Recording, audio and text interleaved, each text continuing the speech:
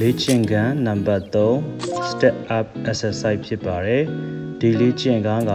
ပေါင်ကျက်သားတစ်ခုလုံးကိုထိရောက်စေတဲ့လေ့ကျင့်ခန်းဖြစ်ပါတယ်ခုံလေးတစ်ခုရှိုံနဲ့ဆော်လို့ရပါတယ်တကယ်လို့ခုံမရှိလို့ရှိရင်ကိုယ့်ရဲ့လေကာတင်ထဲမှာအတက်အဆင်းပြုလုပ်လို့ရပါတယ်အရင်ဆုံးရှက်တော့တစ်ဖက်ကိုတင်လိုက်မယ်ဒူကောင်းလေးကိုလက်နဲ့ထိလို့ရပါတယ်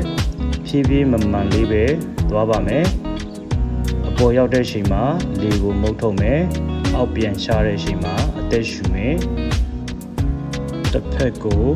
12ကြိမ်ဆော့ပါမယ်